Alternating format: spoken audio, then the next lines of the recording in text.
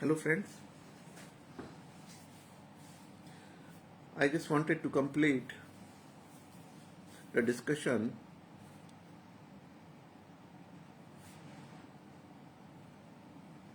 on संत महिमा। कल हम लोग ने चर्चा शुरू करी थी रामचरितमानस लिखने का उद्देश्य या दृष्टि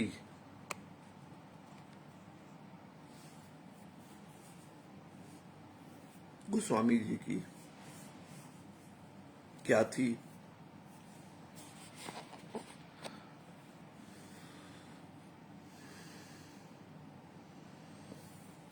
तो उसमें आया डिस्कस किया हम लोगों ने कि पूरी रामचरितमानस में संत महिमा कही गई और जो 4 प्रकार के लोग हैं संसार में, जिज्ञासु, अर्थार्थी, ज्ञानी और आर्त,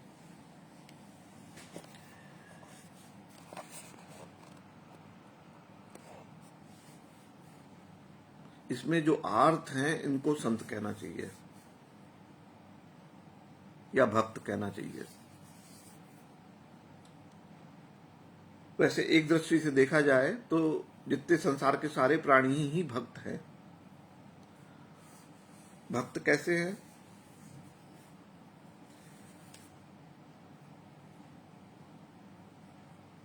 जैसे कि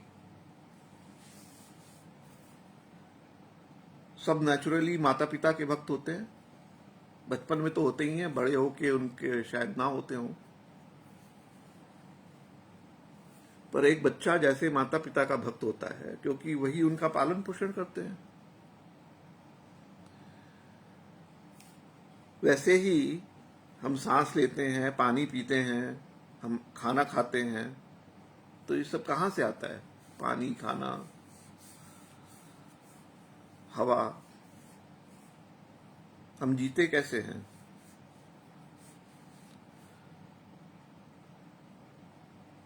तो ये जीवन ही जो है वो भगवान की कृपा है।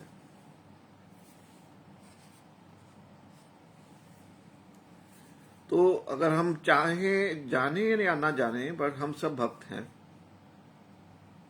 भगवान के।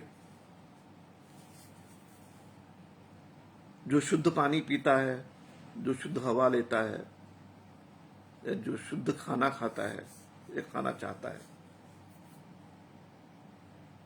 कोई ऐसा व्यक्ति तो नहीं होगा जो कि गंदा पानी पीता चाहता हो या गंदी पॉल्यूटेड धुआं इनहेल करके और खुश रहे,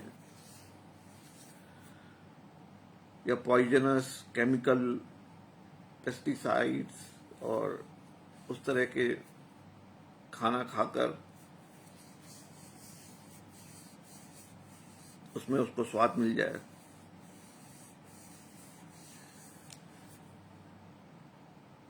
तो यहां प्रश्न ये होता है कि जिज्ञासु तो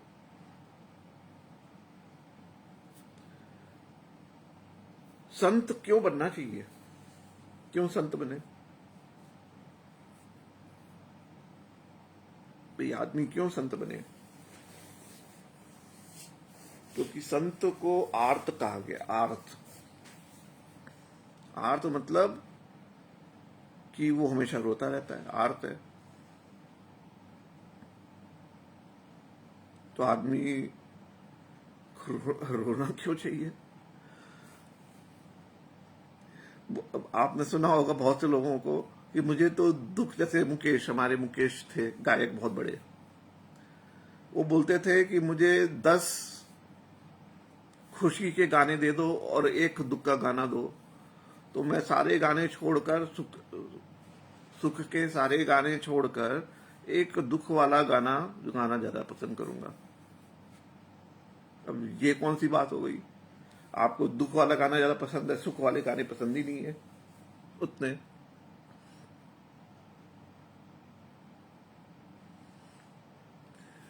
तो वो हसीन दर्द दे दो जिसे मैं गले लगा लूं, वो निगाह दिल पे डालो कि मैं जिंदगी बना लूं। ये संत का एक मुझे एकदम से याद आया, मैंने गा दिया, पर देखिए लिरिक्स इसके। वो निगाह दिल पे डालो कि मैं जिंदगी बना लूं, वो हंसी। तो संत की दृष्टि जहां पड़ जाए उसकी जिंदगी बन जाती है।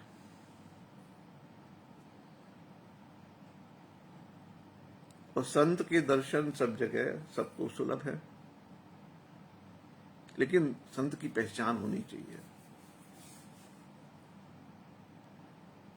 ठीक है, अब ये संत को दुख कौन सा होता है, वो आर्त क्यों होता है? भाई जिज्ञासु कोई है, चलो उसमें कुछ जिज्ञासा है, कुछ पाना है उसको, अर्थार्थी है, उसको अर्थ चाहिए। ज्ञानी है तो ज्ञानी तो और भी ज्यादा दुखी है, वो तो अपने ज्ञान से ही दुखी है। और उसके पास ज्ञान के अलावा एक प्रमाद भी होता है कि हम ज्ञानी हैं, तो वो तो वाद विवाद में ही उलझा रहेगा। तो वाद विवाद में जो उलझा रहेगा तो उसको क्या मिलेगा वाद विवाद करके?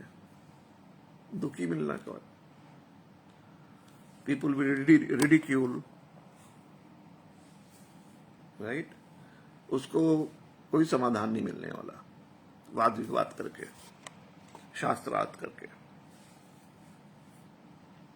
तो जितने पंडित हैं सब शास्त्रार्थ करने लगते हैं। आप देखिए दो पंडित कहीं भी इकट्ठा हो जाएंगे तो आपको झगड़ते हुए मिलेंगे, और झगड़ किस बात पे रहे? जब आप 2 मिनट वहां पे खड़े हो जाओगे तो पता चलेगा ये तो अज्ञान, इनसे बड़ा ज्ञानी कोई नहीं है। क्योंकि ज्ञानी अगर कोई होता है तो उसको अपने को प्रूफ क्यों करना है कि मैं ज्ञानी हूं? पर यहां पर क्या है कि ये तो मैं तो प्रूफ करके रहूंगा कि मैं तो ज्ञानी हूं, तो इसका मतलब आप ज्ञानी हो। खैर, इनकी मैं चर्चा नहीं करता। रामचरितमानस का फोकस है संत के ऊपर। संत का क्या चरित्र है, वो कैसे उठता बैठता है, कैसे खाता है, क्या काम करता है, और वो आर्त क्यों है। संत को भगवत गीता में जीवन मुक्त कहा है। जैसे राजा जनक, जीवन मुक्त मतलब कि जिसको सुख दुख, लाभ हानि, जय पराजय, ये सबके ऊपर हो।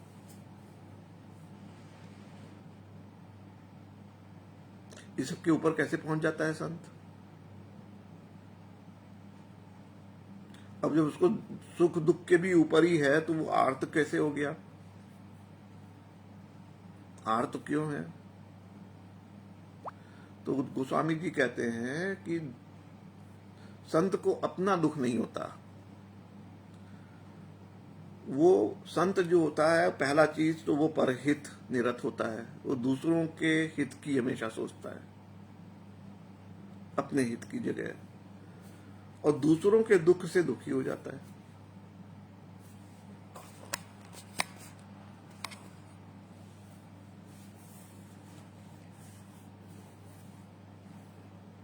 तो संत जो दुखी है वो अपने लिए दुखी नहीं है, वो आर्त है।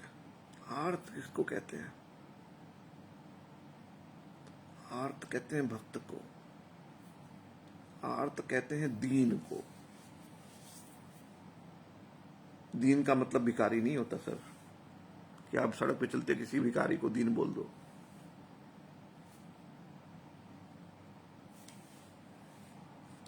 दीन होता है भक्त, दीन दयाला मतलब ये नहीं कि कोई भिखारी के ऊपर कृपा करने वाले भगवान है या गरीब के ऊपर। गरीब नवाजू जो शब्द है वो तो अकबर का शब्द है, या इस्लाम में ऐसा कॉन्सेप्ट है, पर इस्लाम और हिंदू की यहां बात नहीं हो रही है। यहां सनातन, सनातन मतलब यूनिवर्सल, उसकी बात हो रही। प्रिंसिपल जो है, प्रिंसिपल, यहां कोई थ्योरी वोरी नहीं दी जा रही है। तो जो ईश्वर है, ईश्वर के ऊपर कोई थ्योरी अप्लाई नहीं होती। थ्योरी तो बहुत बनाते हैं, जितने भी रिलीजन है सब थ्योरी है, सबने अपने अपने लिख दिया जो भी भगवान के बारे में, अपने जो भी समझ में आया। पर जो यूनिवर्स जो चलता है, कैसे चलता है, और उसको जो चलाने वाला है, ठीक है ना, उस भगवान की बात कर रहे हैं। ईशावास इदम सर्वम, ये पूरा जो कुछ है सब ईशा का वास है। यत किंचित जगत्याम जगत, ये घूमता हुआ जगत जो बदलता भी जा रहा है,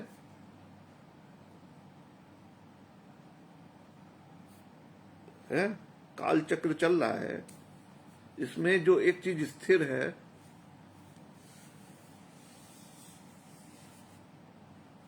वो स्थिर जो है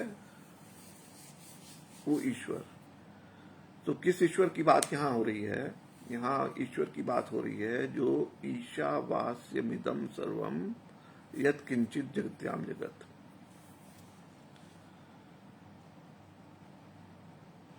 इसके अलावा कोई मुझे ईश्वर का दूसरा परिचय नहीं पता।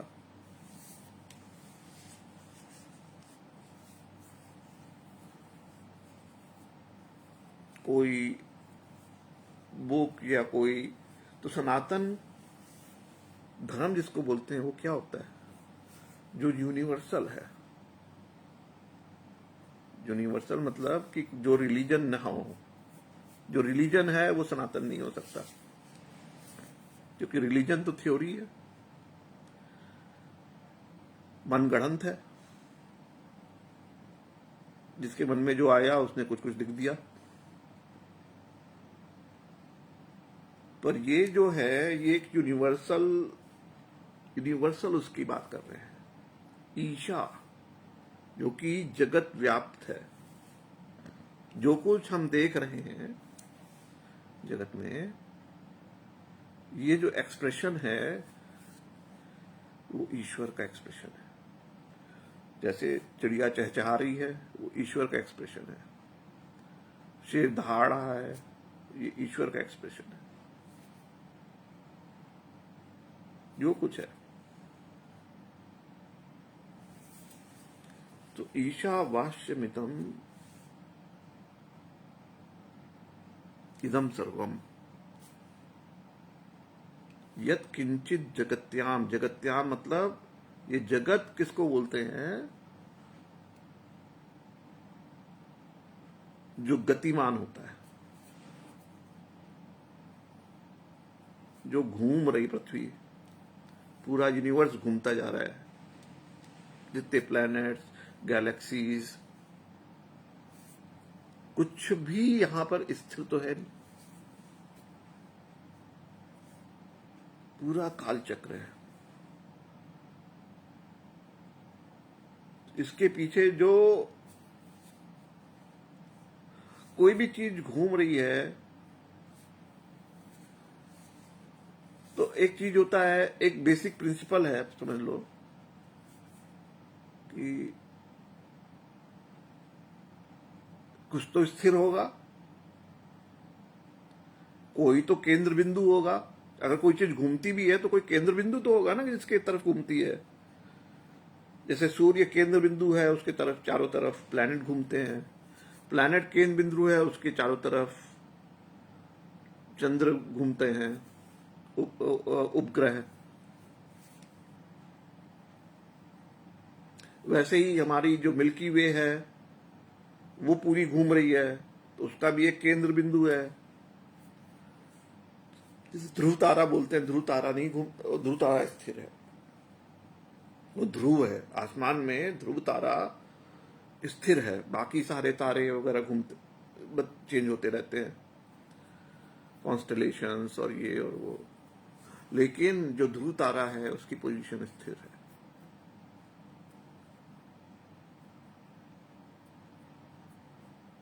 तो कुछ तो स्थिर है, जो स्थिर है उस को आप किस परिप्रेक्ष्य में आप देख रहे हो। अगर पूरा गैलेक्सी के उसमें देख रहे हो तो हमें दिखता है ध्रुव तारा स्थिर दिखता है। अगर हमारी मिल्की वे में देखें तो हमें सूर्य स्थिर दिखेगा, मतलब पृथ्वी घूम रही है इसलिए वो उसकी पोजीशन चेंज होती है।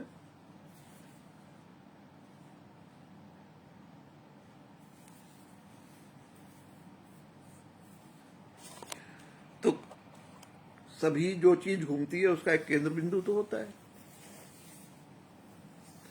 तो जितनी भी गैलेक्सीज हैं, सारी की सारी गैलेक्सीज अनगिनत, इसका केंद्र बिंदु क्या है? तो बोले केंद्र बिंदु तो मिला ही नहीं। तो गैलेक्सीज और यूनिवर्स इज कंटिन्यूअसली एक्सपेंडिंग, ये सब साइंटिस्ट बोलते हैं। और कंटिन्यूअसली एक्सपेंडिंग, कितना एक्सपेंड करेगा भाई? तो बोले कि अब यहां पे सोचना बंद कर दो। बोले कि यहां इसके अब यूनिवर्स के बारे में क्या सोचेगा कोई आदमी? तो कोई चींटी बोले कि हम बड़ी, चींटी जो है वो मान लो कोई एक जगह पे रह रही हो तो वो 100 किलोमीटर दूर की भी सोच सकती है क्या?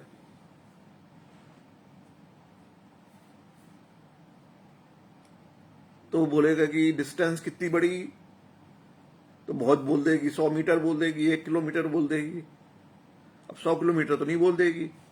अगर 100 भी बोल दिया तो 1000 तो नहीं बोलेगी, क्योंकि उसके जन्म में 1000 किलोमीटर तो चलने वाली नहीं है वो। तो अपनी लिमिटेशन जो होती है वो तो समझनी चाहिए कि बुद्धि की भी एक लिमिटेशन है, कल्पना की भी एक लिमिटेशन है। आपकी कल्पना ही नहीं जा सकती वहां पर। तो कल्पना भी वहां तक जाएगी जहां तक आप देखो सुनोगे। अब वो बात अलग है कि जो बड़ी बड़ी फेंकने वाले तो कुछ भी, वो तो कल्पना के नाम पे भी कुछ भी फेंक देते हैं।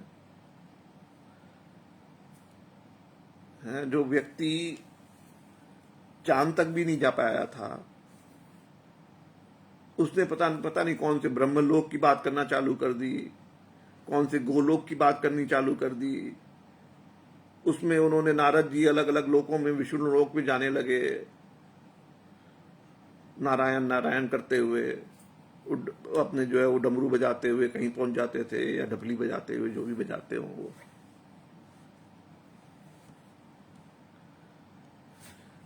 ये सब तो गपोड़ शंखी तो कोई कुत्ती भी बखारता रहे।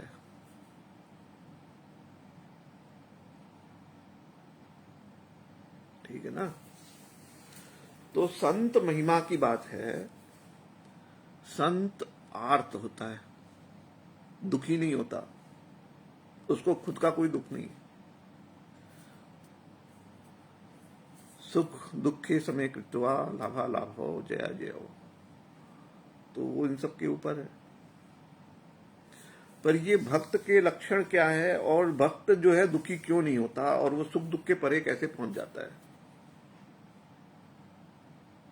और संत बनना क्यों चाहिए किसी को?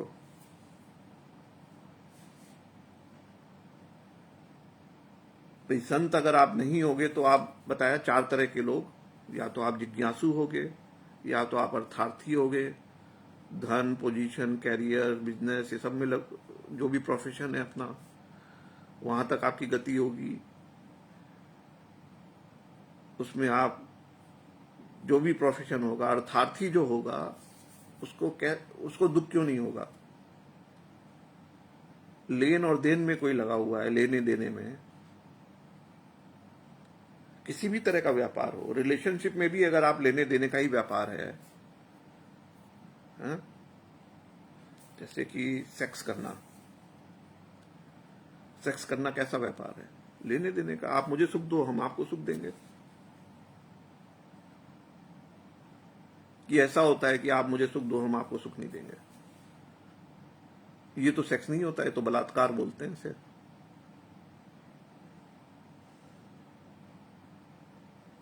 ठीक है ना। तो लेने देने का भी व्यापार जहां तक भी है, वो भी जो ईमानदारी का तो हो,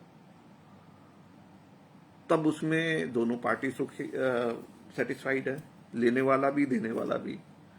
लेकिन ज्यादातर व्यापार जो होता है इंक्लूडिंग सेक्स, उसमें एक पार्टी सुखी है, दूसरी पार्टी दुखी है। ये इसका नेचर है। तो लेने देने का जहां तक व्यापार है, वो दुख, क्योंकि आज जो लिया वो कल चुकाना होता है, ऐसा बोलते हैं। अब आदमी दुखी क्यों हो जाता है कि हमारा लॉस हो गया, नुकसान हो गया। ठीक है। तो आपका लॉस हो गया, तो संत का अगर लॉस होगा तो क्या करेगा?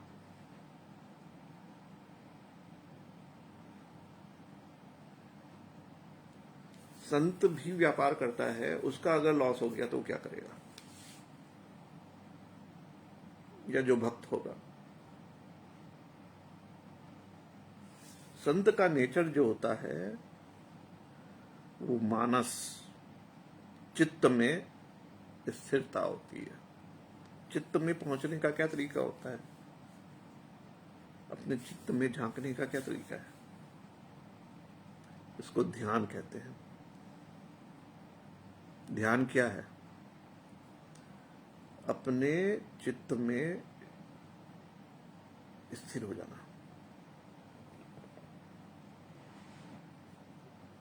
जब भी कोई विपरीत परिस्थिति आती है,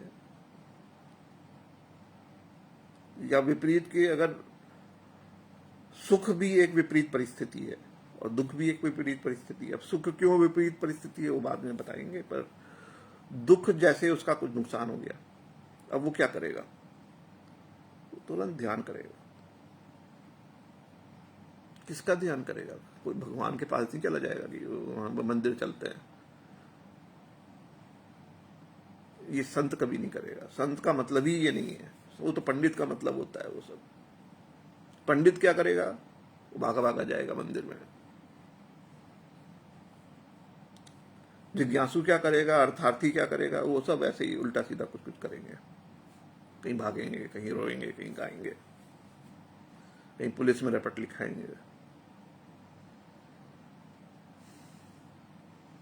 तो संत क्या करेगा? संत का नेचर है चित्त में स्थिर हो जाना। तो चित्त में जाएगा, उसको पता चल जाएगा, जहां उसने ध्यान लगाया उसको पता चल जाएगा कि ये धन खोया हुआ है, कि ये धन गंवाया हुआ है। अगर उसे लगेगा कि ये धन खोया हुआ है, तो वो खोज निकालेगा, अंदर से खोज निकालेगा, पता चल जाएगा उसको। उसको लगेगा कि नहीं यार, ये तो हिसाब किताब बराबर पहले किसी का लिया था। अब बोले, आप बोलोगे कि ये उसको कैसे पता? पिछले जन्म में लिया होगा किसी का उधार।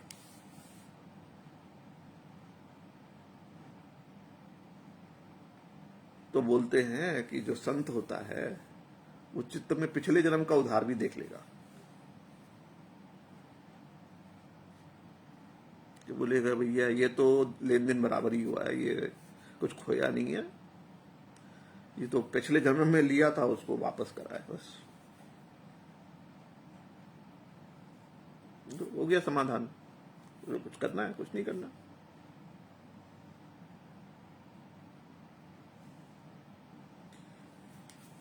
तो ये आत्मचिंतन जिसे बोलते हैं, और इसी के संग दूसरा शब्द जुड़ा हुआ है, आत्मनिवेदन। ये जो आत्मनिवेदन भी जो करता है व्यक्ति, ध्यान में, ध्यान किसको कहते हैं? चित्त में स्थिर होना। चित्त में कौन बैठा है? संत के चित्त में कौन रहता है, वो तो पिछले बार डिस्कस कर चुके हैं। संत के चित्त में तो कोई चित्र होगा। चित्त को दीवाल समझेंगे तो दीवाल पे कोई तो चित्र टंगा होगा उसके।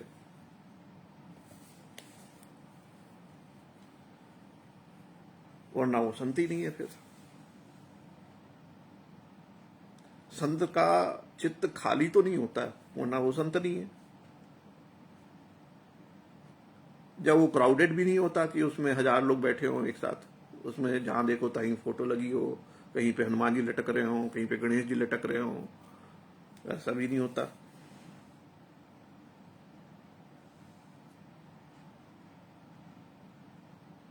नहीं, आप तो समझते हैं जिसके चित्त में हजारों लोग हों, उसको अगर कोई स्त्री के चित्त में हजारों लोगों, हजारों पुरुषों की अगर छवि हो तो उसको हम लोग वैश्य बोलते हैं।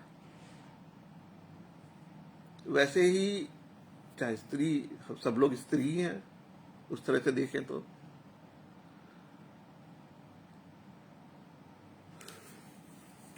हमारे चित्त में कौन बैठा है? संत के चित्त में तो एक कोई बैठा होता है। तो वो तो ध्यान करने का मतलब क्या है? आत्मनिवेदन करता है वो। उसको आप भजन बोल दो, उसको आप जाप बोल लो, आपको जो श्रद्धा हो, जो पंडित ने बता दिया हो, आप उसी को मानो। पर मेरे हिसाब से आपको तरह तरह की टेक्निक सिखाई जाती है ध्यान की, पर ध्यान है क्या? बड़ा कंफ्यूजन है। लोग बेवकूफ बना रहे हैं, उलझे हुए हैं, क्या क्या कर रहे हैं, उनको नहीं समाधान हो पा रहा है।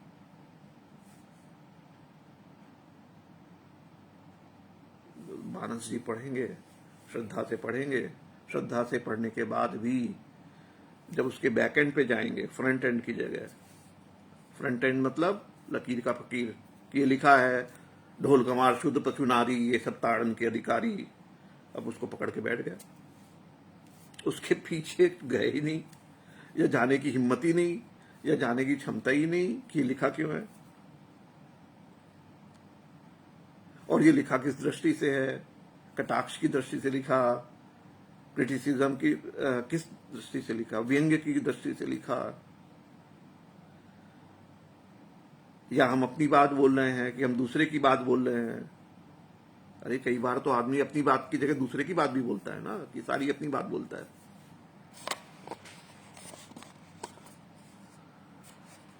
तो आप तो पकड़ के बैठ गए, तुमने ये बोला। अरे मैंने क्या बोला? मैंने तो जो सुना था वो बोल दिया, लेकिन आपको ये नहीं मालूम कि मैं जो बोल रहा हूं वो मैं बोल रहा हूं कि कोई दूसरा। ये तो नहीं पता आपको। अभी मैं बोल रहा हूं तो मैं कौन सी बात अपनी बोल रहा हूं, कौन सी बात सुनी सुनाई बोल रहा हूं, कौन सी बात कॉपी करे हुई बोल रहा हूं। तो आप में क्षमता है इतनी समझने की?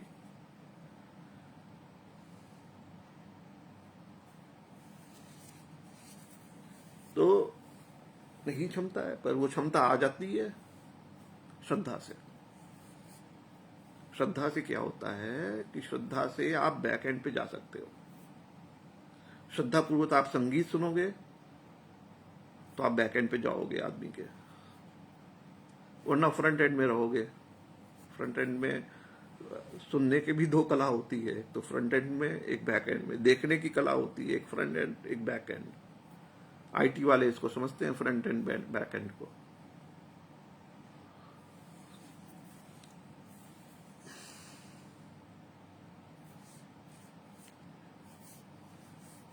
तो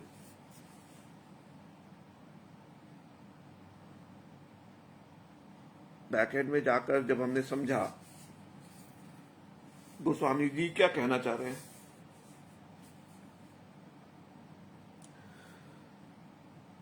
आर्थ जब दुखी हो जाता है संत दूसरों के दुख से।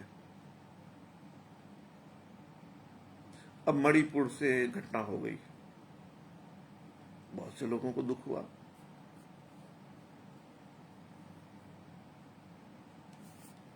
अब दुख हुआ, बहुत से लोग उसकी एनालिसिस करेंगे, बहुत से डिस्कशन होगा, उसके ऊपर चर्चा होगी, चर्चा। हम्म चर्चा होगी उसके ऊपर, पार्लियामेंट में चर्चा होगी और लोग उसे सुनेंगे कि क्या चर्चा हो रही है। पर संत क्या करेगा? तो टीवी लगा के पार्लियामेंट की चर्चा सुनेगा, जिसमें कि एक तरफ चाय वाला होगा, एक तरफ कोई दूसरा गंवार होगा, कोई एड़ी वाला होगा, कोई बेड़ी वाला होगा, पता नहीं कौन कौन लोग क्या क्या डिस्कस कर रहे होंगे। गुंडे मवाली एक से एक बैठे हुए हैं।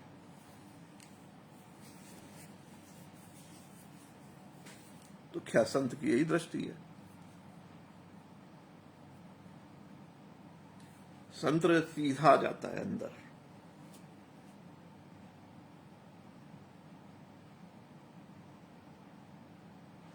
उसको सब पता चल जाता है। और वो कैसे पता चल जाता है? वो कौन सी शक्ति है? वही जो उसके चित्त में बैठी हुई है।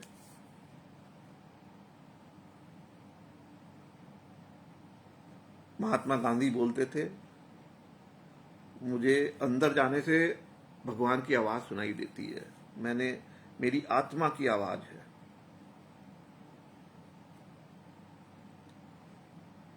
आत्मा तो कोई आवाज होती नहीं आत्मा की।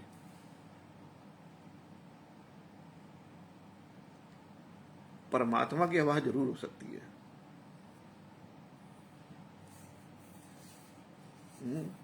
जैसे ओंकार।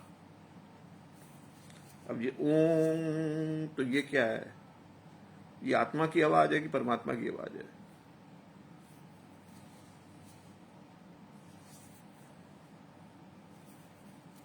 ये वो डिस्कशन बेकार का है, मतलब इसमें कुछ इंडिकेशन है खाली। ये आत्मा की आवाज है, परमात्मा की आवाज है, पर वो क्या है? बेसिक कॉन्सेप्ट ये है, और वो यूनिवर्सल कॉन्सेप्ट ये है कि हमारी कॉन्शियसनेस में, जिसको सूक्ष्म शरीर बोलते हैं बहुत से लोग, जिसको माइंड इंटेलेक्ट कॉम्प्लेक्स बोलते हैं बहुत लोग,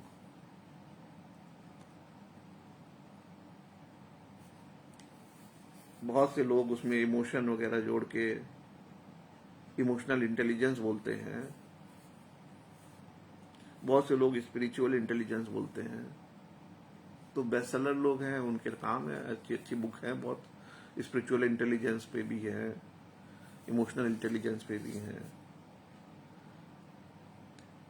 पर जो मानस जी में जो लिखा है, जैसे कि हनुमान जी ने अपना सीना फाड़ के दिखाया कि मेरे चित्त में कौन बैठा है, ये मानस जी में नहीं लिखा है भाई द वे। लेकिन चित्त में जो बैठा है, और आम आदमी के चित्त में कौन बैठा होता है? तो कल जो चर्चा की थी कि मोते अधिक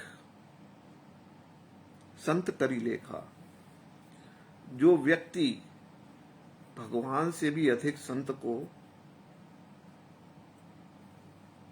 क्योंकि उद्धार करने वाला भगवान नहीं है, दीन बंधु नहीं है वो,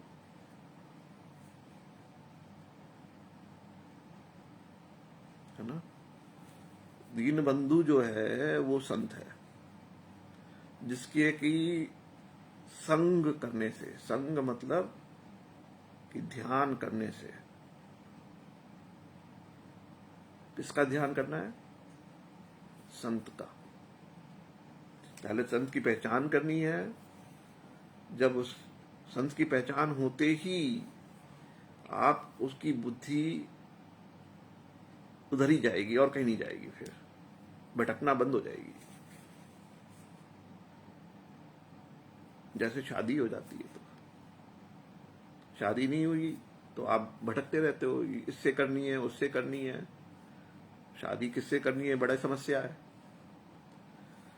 पर एक बार शादी हो गई तब तो हो गई, अब क्या इधर उधर ताका झांकी। पर शादी तो आपको मालूम है जबरदस्ती की होती है, तो ताका झांकी तो फिर भी चलती रहती है। पर जहां संत के दर्शन हो जाएं, संत के दर्शन कब होंगे? जब आपको संत की पहचान होगी, वरना वो आके निकल गया, पता ही नहीं चला।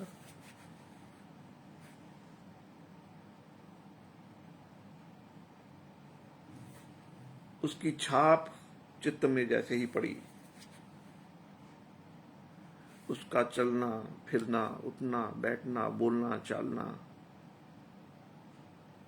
आप उसका निरंतर ध्यान करने लग जाते हो और जाने अनजाने उसको कॉपी करने लग जाते हो, या उस पथ पे निकल जाते हो, चलते हो।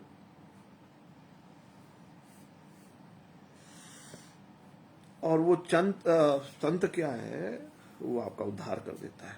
उद्धार करता है मतलब आप ध्यान करोगे संत का, आपको सॉल्यूशन मिल जाएगा। अपनी समस्या, अपनी जिज्ञासा, अपना कुछ भी है आर्थ, उसके लिए आर्थ आर्थ जब भी आप हो, है ना, ध्यान करेंगे। संत का हमारे हृदय में प्रवेश है, उनका जैसे ही ध्यान किया, उसने उद्धार किया। उद्धार किया मतलब हमें सॉल्यूशन मिला कि क्यों हुआ, कैसे हुआ, क्या हुआ। चाहे वो मणिपुर में हुआ, चाहे वो कश्मीर में हुआ, तो हमें करना क्या चाहिए पता चल गया। इसके पीछे कौन है पता चल गया।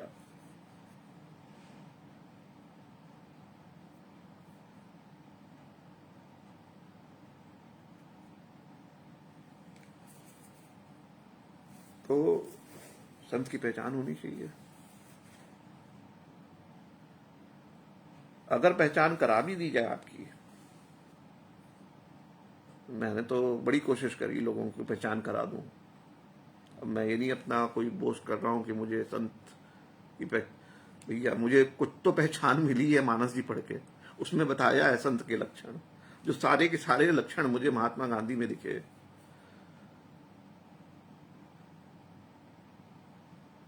और मैं क्या, बड़े बड़े लोगों को दिखे मैं कौन सी चीज हूं। अरे रविन्द्रनाथ टैगोर से लेकर ऐसे ऐसे महान लोगों को दिखे कि सबने उनको महात्मा बोला, किसी ने राष्ट्रपिता बोला। तो मैं तो बहुत छोटी चीज, जो भी पढ़े लिखे गुणी लोग जो हैं उनकी बात कर रहा हूं। तो मुझे मेरे दिमाग मेरा ऐसा है कि बचपन में पढ़ा मैंने, कैसे भी जो भी है उसी से मुझे चेतना आई। चेतना मतलब समझ, जागृति, बुद्धि, जो भी समझ लीजिए। मेरी तो दृष्टि उधर ही जाती है। मैं तो यही सोचता हूं कि ऐसी स्थिति में महात्मा होते तो क्या कहते, क्या करते। वो तो जैसे ही ध्यान करते हैं हमें तुरंत आ जाता है समझ में कि तो जो महात्मा के विरोधी हैं वो तो अपने को प्रकट ही कर देते हैं। तो मुझे पता चल जाता है कि सत्याग्रह किससे करना है। और जो छद्म, बहुत से लोग होते हैं जो कि छद्म होते हैं, जो कि बाहरी दिखावा करते हैं कि हम महात्मा के वो हैं, पर वो जब थोड़ा कोरे दो तो पता चल जाता है कि नहीं, ये तो उनकी फिलॉसफी को फॉलो नहीं करते। तो इनका चित्त अभी भी डामाडोल है, इनके चित्त में महात्मा बैठे नहीं है।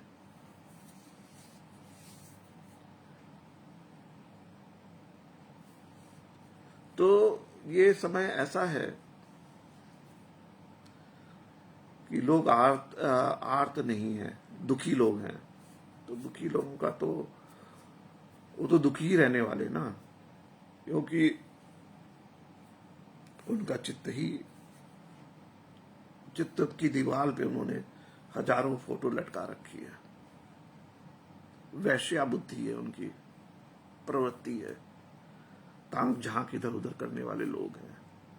वो कभी टीवी खोलते हैं, कभी किसी चाय वाले को सुनेंगे, कभी किसी के मन की बात सुनेंगे, तो कभी किसी के बढ़ा सुनेंगे, तो कभी कुछ सुनेंगे। जितनी पॉइजन है, सारा का सारा इकट्ठा कर लेंगे। नफरत, द्वेष, ईर्ष्या, कुंठा, फ्रस्ट्रेशन, बदला लेना, से वो करना, ये करना, वो करना, सब दुनिया दराज की चीजें। अब वो दुखी क्यों है भाई? तो उनके दुख की कौन चिंता करे? संत किसकी चिंता करता है? दीन की। दीन कौन है? ना वो भिखारी है, ना वो गरीब है।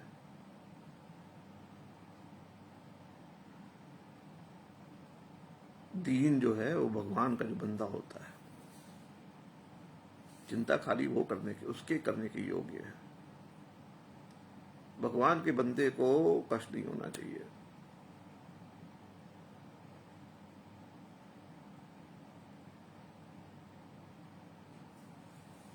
बस इसी सेकेंड पार्ट में मैंने जो बोलना था कह दिया, खत्म हो गया मेरा 2 पार्ट का। संत के बारे में जो मानस जी में जो महात्म्य है, और हमें संत की पहचान होना, और संत बनना तो दूर की बात है, संत को का संसर्ग, संग कर लेना, उसका ध्यान कर लेना, जिससे कि हमारा उद्धार हो जाए। Thank you.